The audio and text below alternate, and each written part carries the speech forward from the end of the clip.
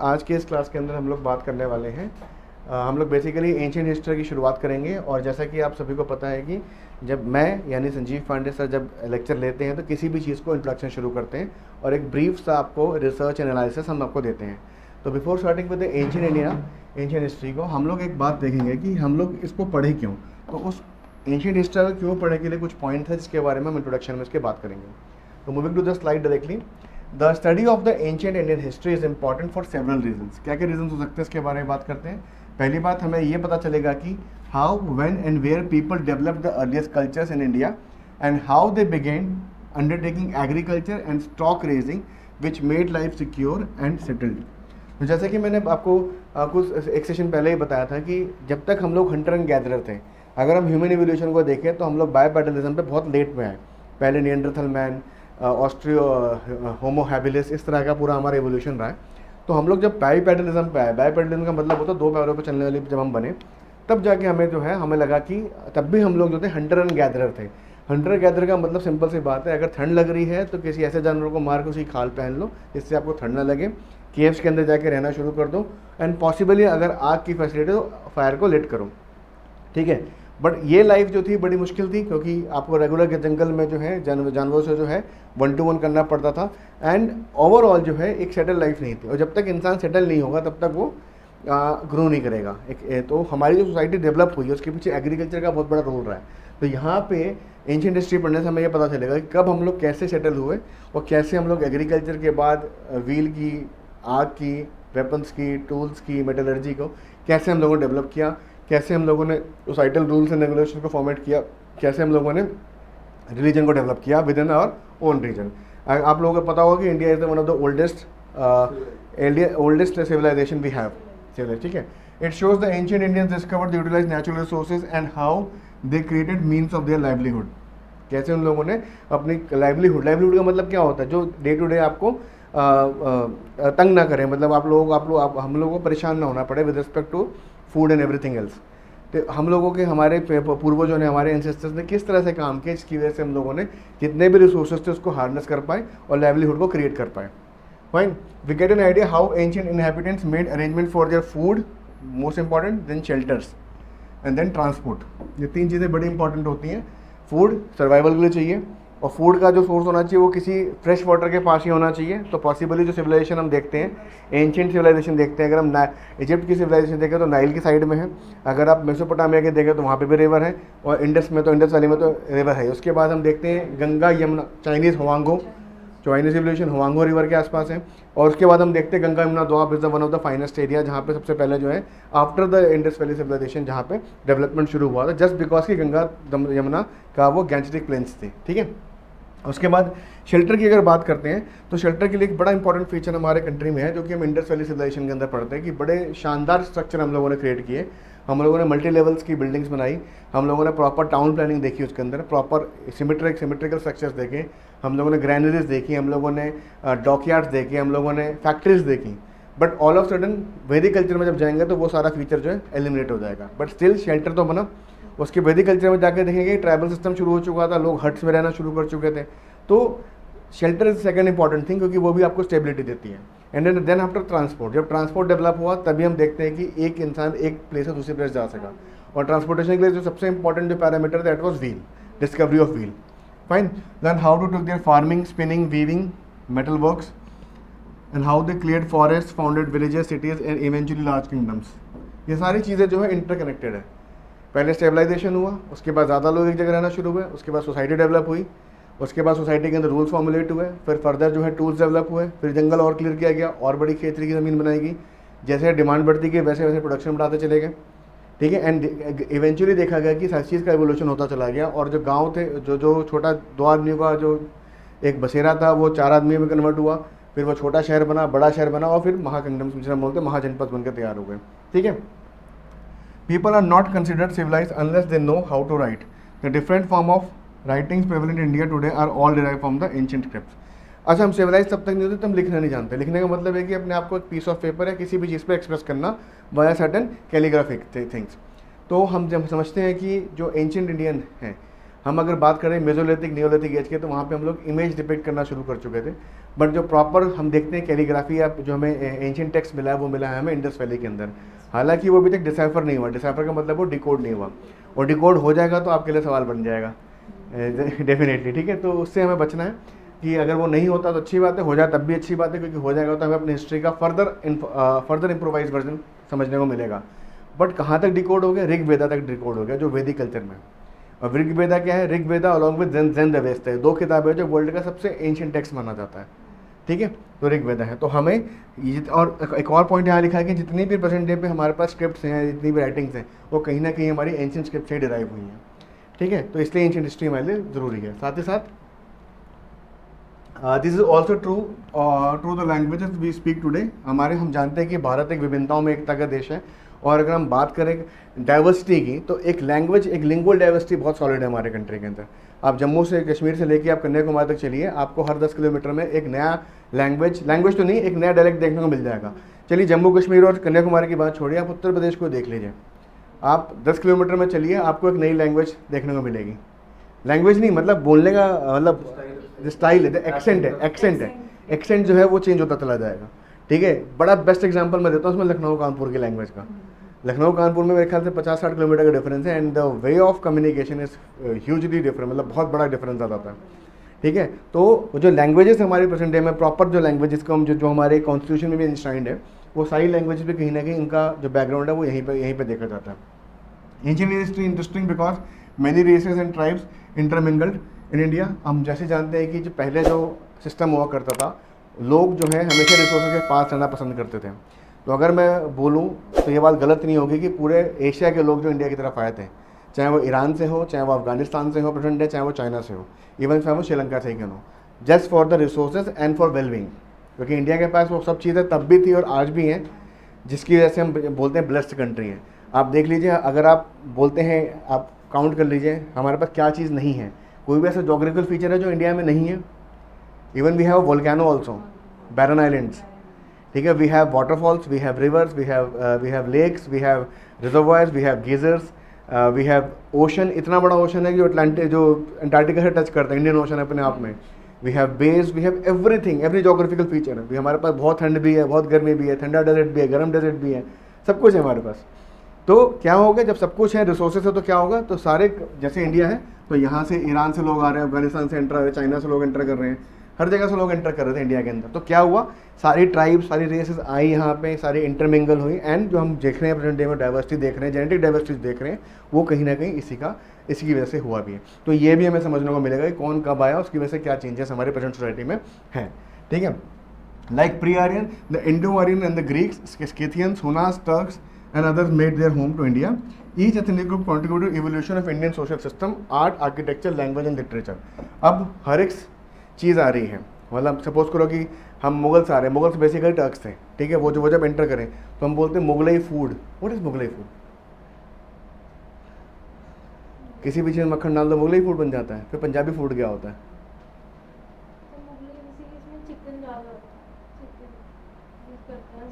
ऐसा तो नहीं है। You eat shahi paneer? Why it is called शाही पनीर? अरे उसमें अकबर की रिंग डाली जाती है, इसलिए शाही पनीर है।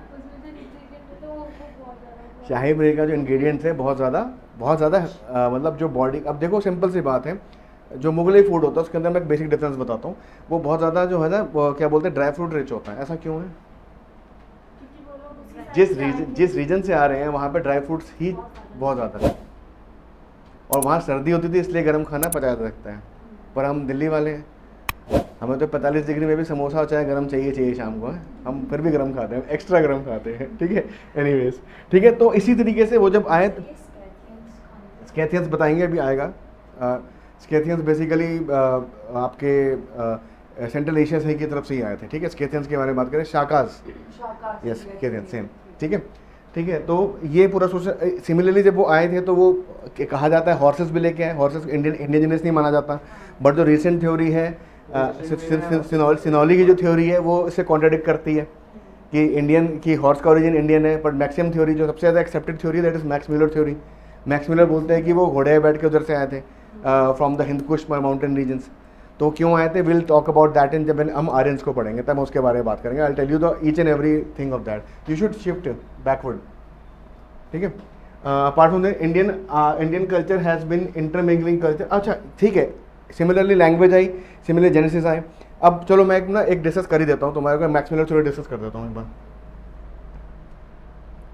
सो व्हाट डज मैक्स म्यूलर की जो थ्योरी है दैट इज कॉल्ड आर्यंस के लिए कई सारी थ्योरी, आर्यंस जब आए थे जो कि वैदिक अर्ली वैदिक एज में, तो सबसे ज़्यादा जो फेमस और सबसे ज़्यादा accepted theory that is Max Muller theory. Max Muller was a colonial historian, उनके नाम पे एक भवन भी है कनॉट प्लेस के पास जो हिस्ट्री के ऊपर स्टडी और रिसर्च करता है आज भी।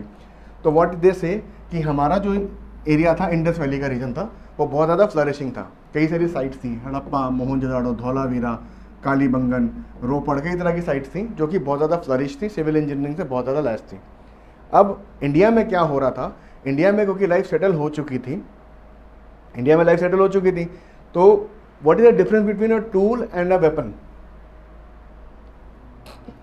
क्या आप AK-47 से वो कर सकते हो, क्या खेती कर सकते हो? या क्या आप किसी प्लो से AK-47 में काम कर सकते हो? नहीं कर सकते, पर दोनों बने मेटल के ही हैं, दोनों का पर्पज़ अलग अलग है। तो इंडिया में क्या था, क्योंकि इंडिया में स्टेबलाइज सोसाइटी हुआ करती थी, इसलिए इंडिया में क्या ज़रूरत पड़ती थी, इंडिया में खेती होती थी। अब जो बंदा खेती कर रहा है, ठीक है, तो उसकी फिजिक कैसे होगी? आप किसी भी गांव में चले जाओ, आपको मैक्सिमम लोग पतले मिलेंगे, और यहाँ पे हम उल्टा हिसाब किताब है। क्यों? लाइफस्टाइल चेंजेस है बहुत बड़ा है, क्योंकि खेती के अंदर एक्सेसिव वो लगती है, एनर्जी लगती है, पर जितने मिलेंगे पतले, लीन एंड फुर्तीले, जैसे बोलते हैं ना कि क्विक स्विफ्ट तरीके से काम करने वाले। But if you talk about any warriors, if you talk about the commandos of Indian army, लंबे चौड़े तगड़े तगड़े, जैसी जिसकी ज़रूरत है वैसा वो मिलेगा। Point number 1। तो हो क्या रहा था कि इंडिया के अंदर रिसोर्सेज सेटल हो चुके थे, पानी ओके की रिपोर्ट थी, हम कहते हैं कि खाना पीना ओके की रिपोर्ट थी, सोसाइटी में दिक्कत नहीं थी, सब कुछ चल रहा था, फर्स्ट क्लास चल रहा था। तो यहाँ पे लोग क्या कर रहे थे, यहाँ पे इनके पास थे tools and they were practising agriculture and domestication. ठीक है, अब ये आ जाओ, यहाँ पे ऊपर है हिंद कुश माउंटेन्स, ठीक है, एक सूरज भी बना देते, होता था ना बचपन में इमेज बनाते थे। तो ये है Hindu Kush mountains. And what was happening in Central Asia at that time? Central Asia was densely colder region. Colder region में क्या होगा, बर्फ़ की वजह से क्या होगा, no vegetation, then human being has to rely on meat. Meat कहाँ से आएगा? सामने वाले को, जानवर को मार के। तो वहाँ पे क्या था, वहाँ पे ट्राइबल सिस्टम था, ये ट्राइबल्स आपस में भिड़ते रहते थे for resources, and resources including women. And why women were a resource? देखो, because of progeny, more women equal to more जनता and equal to more stronger tribe. ठीक है, तो ये कंसेप्ट था। अब इनको ठंड लग रही है, अब इनको भालू की पिटाई करके उनको उसकी खाल छीननी है, तो they have to be strong, and so they design their tools like that. सबसे बड़ी चीज़ क्या थी? Editorial difference. They were semi barbaric, कि भाई मार के छीन लो, एंड देवर अरे यार फार्मिंग हो जाएगी, हो जाएगा। एटीट्यूड में difference. Apart from this thing, if you see the genesis of any Afghani people even today, you will find them 6 feet average height, fair, just because of the climatic conditions, and strong built because of their eating habits. They are eating meat, they are eating dry fruits. Have you ever tried kahwa of Kashmir? What is kahwa of Kashmir? You have heard about this thing, kahwa? Kahwa is a very famous drink, very potent and very energetic drink. All kind of garam masalas and things पीते हैं। And similarly, there is a village in Pakistan which is bordering to Afghanistan, which is called oldest village, क्योंकि वहाँ पे कोई young मरता ही नहीं है, just because of their dietary habits. Some valley, Zobra Valley, something like कोई ऐसा नाम है उसका। तो what was happening there? लड़ाई मार काट, रोज पंगे ले रहे हैं, रोज जो है छीन के ला रहे हैं, खा रहे हैं, दूसरे के बेटे छीन के खा रहे हैं। ऑल ऑफ सडन इनको पता चला कि there is a place called Khyber pass. Khyber pass से उतर के कोई इंडिया में आया और उन्होंने देखा, अरे वाह, जन्नत तो यहीं है। They went back and they said कि यार ऐसी सी बात है। बोलते हैं अच्छा ऐसी बात है, तो चलो हम भी एक बार देख लेते हैं। तो they started moving from this place to this place, India की तरफ आना शुरू हुआ। व्हेन दे केम, पैदल तो आएंगे नहीं, तो they brought there horses along with them. अब एक 7 फुट का 6 फुट का आदमी 10 फुट के घोड़े पे बैठा है, तो कितना हो गया? 17 फुट का हो गया। Apart from this thing, even शादी में भी दूल्हे को इसलिए बैठाया जाता है कि अलग से दिख जाए हो, भले हो दूल्हा कितना ही क्यों ना छोटा हो। ठीक है, तो अब हुआ क्या कि यहाँ पे ये बंदा आ गया, यहाँ पे लोगों का पूरा ट्राइब मूव करता था। एक आदमी मूव नहीं कर रहा, बादशाह खान की तरह। बादशाह खान कौन था? देखिए पिक्चर वो अमिताभ बच्चन की, मैं पठान का बच्चा एक ही अच्छा, खुदा गवाह, खुदा गवाह में ना बादशाह खान आता है जो वो बिना पासपोर्ट के ही आ जाता है मॉडर्न एरा में, वो कमाल का बंदा है, वो तो वैसे ही लेकर था। एनीवेज पिक्चर बताओ। तो ये जब यहाँ पर आए, तो यहाँ पे जब आए तो हमारे इंडिया में क्या था, रिलीजन जो है ऑलमोस्ट आना शुरू हो चुका था। और रिलीजन के अकॉर्डिंग क्या कहते थे कि सबके सब जो भगवान देव देवता सुमेरु पर्वत पर रहते हैं। सुमेरु पर्वत को हम एंशिएंट टेक्स्ट में देखेंगे तो वो हिंदुकुश माउंटेन्स है। तो अगर वहाँ से कोई इंसान उतर के आ रहा है, अब यहाँ पे सब लोग एग्रीकल्चर करके टैन हो रखे हैं, सारे काले पड़े हुए हैं, टैनिंग हो जाएगी भाई। और वहाँ ठंड से आ रहे हैं, उनको सूरज का पता नहीं हो, सारे मतलब fair and looking very handsome, fair and handsome लगा के सारे फेयर एंड लवली लगा के सारे उतर रहे हैं। हो क्या रहा है, आप ध्यान समझिएगा। जब यहाँ से उतरे, पहली बात हॉर्स, उसके बाद बेल्ट, उसके बाद रंग रूप एवरीथिंग, एंड उसके बाद माइंड सेट लड़ाई करने का। उन्होंने बोला अतिथि देवो भव, और बोला चलो निकलो। तो what did in their was a struggle हुआ। तो ये सारी कम्युनिटीज़ थी जो पकड़ी गई, उनको बना लिया गया दासियूज। तो the concept of Dasas introduce here only, Dasyus बोला गया। और जो भाग गए वो भाग गए कहाँ, गैंजेटिक प्लेन्स के अंदर। और गैंजेटिक प्लेन्स में क्यों गए, again river was the main primary moving factor. Some went to Gangetic plains and some went beyond to Dravidian area, that is Karnataka and present day. This is called Max Muller theory and this is the most accepted theory with respect to the Aryans. Reason क्या था, why they won the battle, because they had the attitude of fighting, और यहाँ fighting attitude ही नहीं था।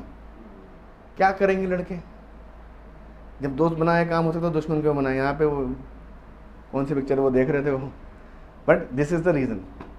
Clear है max Muller theory. तो इसको हम ऑल एलैबोरेट करेंगे जब हम लोग वैदिक कल्चर को पढ़ेंगे, but this is the concept of Max Muller theory. ठीक है, now moving ahead, going back to the content. तो आप समझ रहे हो कि इंडियन कल्चर में इतनी डाइवर्सिटी कैसे कैसे आई, हमारे सोशल सिस्टम में कितनी ज़्यादा डाइवर्सिटी है, और रीज़न क्या है उसके पीछे का।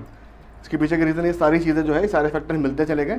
और आपको नज़र आएगा कि आप देखना, जब आप चाइना में जाते हो, जब आप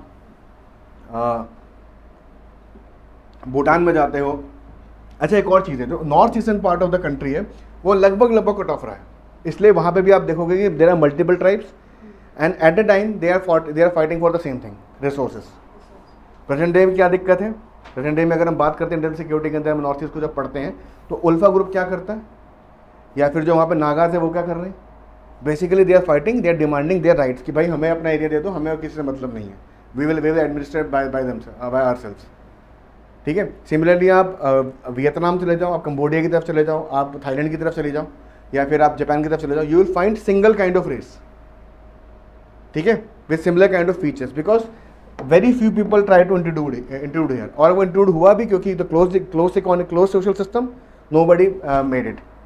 बट यहाँ पे क्या हुआ, यहाँ पे इंटरमिंगलिंग हुई, सेक्सेस चेंज हुए, और तब जाके जो है प्रेजेंट जो हम जनरेशन देखते हैं जो कि इतनी डाइवर्सिफाइड है, आपको लगभग हर तरह की रेस मिल जाएगी। हालांकि रेस एक ऐसा कंसेप्ट जो है वो नलीफाई हो चुका है यूनाइटेड नेशंस के अंदर, बट अगर फिर भी अगर रेशियल थ्योरी को हम दिमाग में रखते हैं तो इंडिया में will find all kind of races.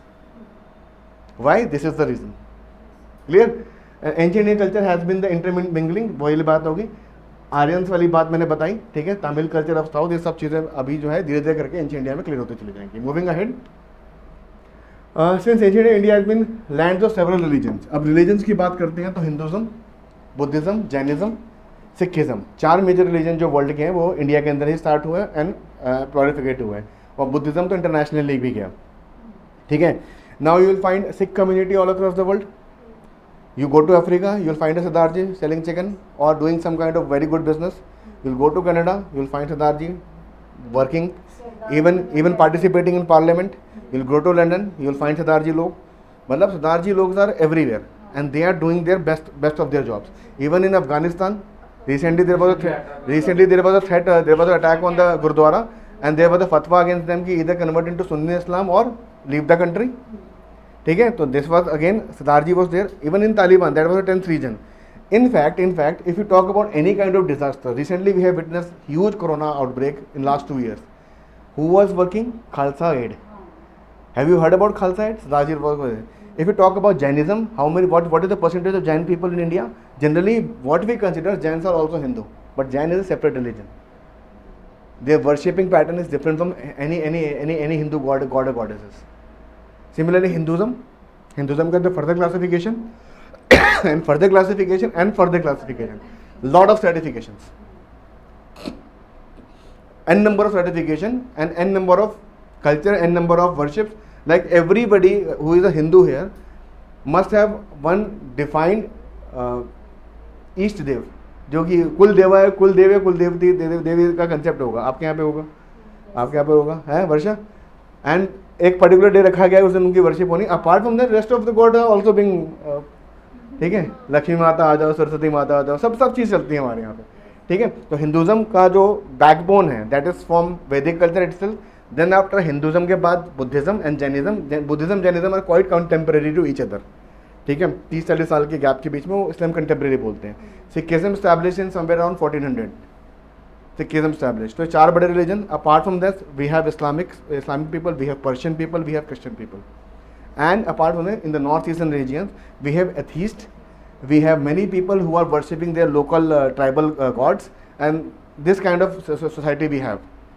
तो रिलीजन्स के बारे में बात क्लियर होगी. हमारे देश में कितने रिलीजन बने, डेवलप हुए, कई तो 4 तो बॉर्न एंड बॉट अप है, उसके बाद सारे रिलीजन का इन्फ्लुएंस में हमारे कंट्री में बहुत अच्छा है. And everybody is living a good life because it is a secular nation. Our constitution says this की we are a secular nation. ठीक है, it witness the birth of Brahmanism, Hinduism, Jainism, Buddhism and all the interacted with each other. Indian speak different languages. ठीक है, हो चुका है. Varna caste system we will discuss about in Indian social system. ठीक है, Christianity के and Islam के बारे में बात करेंगे when we talk about Indian social system के अंदर रिलीजन सेक्शन, उसके अंदर बात करेंगे इसकी. ठीक है.